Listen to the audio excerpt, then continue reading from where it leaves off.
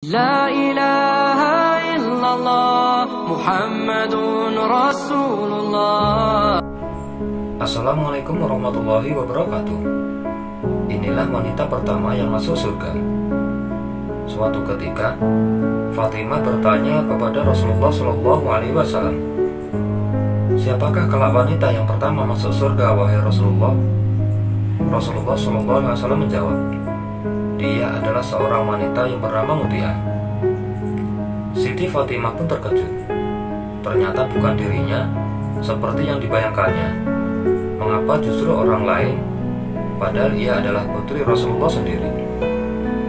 Maka timbullah Fatimah ingin mengetahui siapakah gerangan wanita tersebut dan apakah yang telah diperbuatnya hingga dia mendapatkan kehormatan yang begitu tinggi.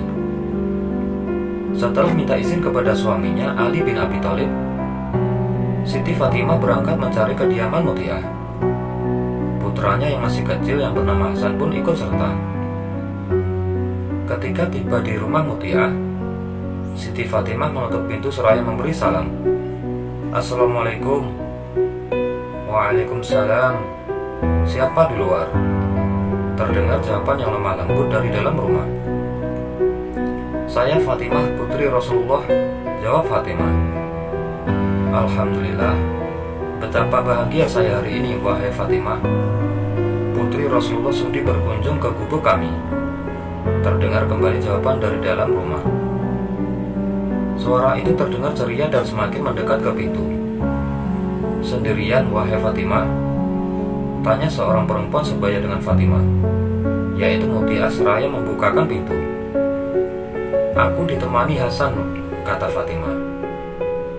"Aduh, maaf ya," kata Muti'ah. Suaranya terdengar menyesal. "Aku belum mendapat izin untuk menerima tamu laki-laki." "Tapi Hasan kan masih kecil," jawab Fatimah. "Meskipun Hasan kecil, ia adalah laki-laki. Besok saja Anda datang lagi ya, wahai Fatimah. Saya akan meminta izin dulu sama suami saya," kata Muti'ah dengan menyesal. Fatimah pun kembali pulang. Besoknya, Fatimah datang lagi ke rumah Muti'ah. Kali ini ia ditemani Hasan dan Husain. Bertiga mereka mendatangi rumah Muti'ah. Setelah memberi salam dan dijawab gembira, masih dalam rumah Muti'ah bertanya, "Engkau masih ditemani oleh Hasan, wahai Fatimah?" "Suami saya sudah memberi izin untuk Hasan." "Tidak, Husain hari ini juga meminta ikut," jawab Fatimah. "Kenapa kemarin tidak engkau bilang, wahai Fatimah? Yang dapat izin cuma Hasan dan Husain belum. Terpaksa saya tidak bisa menerimanya juga."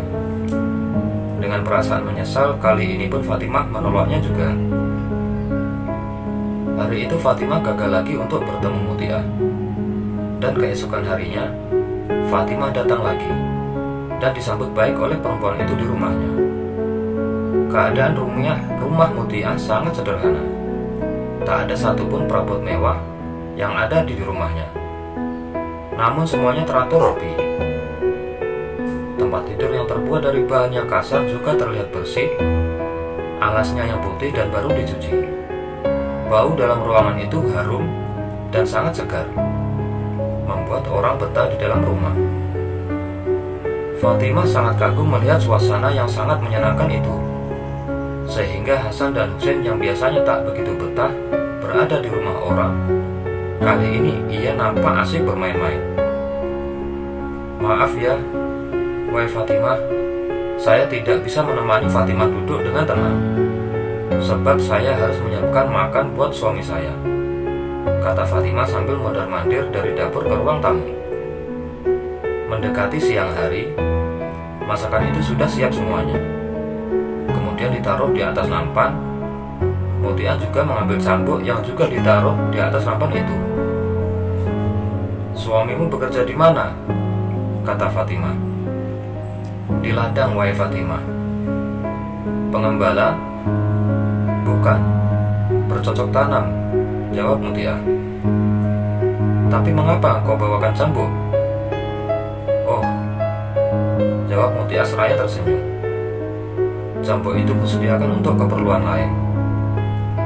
Maksudnya begini, kalau suami saya sedang makan, lalu saya tanyakan masakan saya cocok atau tidak.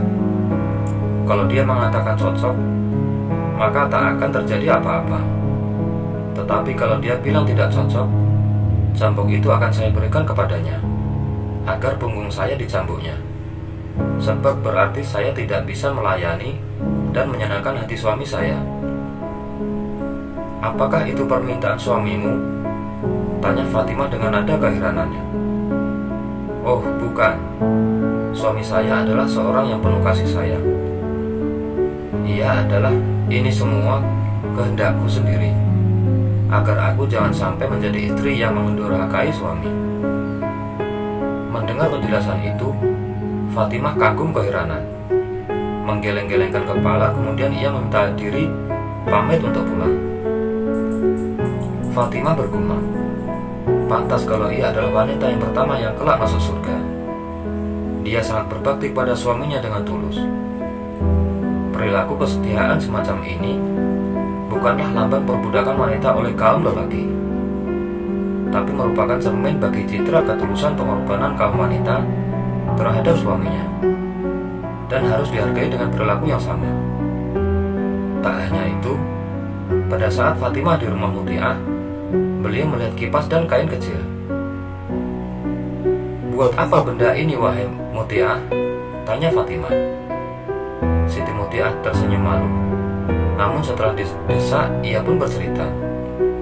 Engkau tahu, wahai Fatimah, suamiku pekerja keras, memeras keringat hari ke hari. Lalu, aku sangat sayang dan hormat kepadanya. Begitu ia kuliah pulang bekerja, cepat-cepat kusambut kedatangannya. Kubuka bajunya, kulap tubuhnya dengan kain kecil ini, hingga kering keringatnya. Ia pun berbaring di tempat tidur melepas lelah. Lalu aku kipasi beliau hingga lelahnya hilang dan tertidur pulas. Sungguh mulia Siti Muti'ah ini, wanita yang taat kepada suaminya. Maka tidaklah salah bila ia adalah wanita yang pertama masuk surga. Wallahu a'lam bishawab. Semoga bermanfaat. Wassalamualaikum warahmatullahi wabarakatuh.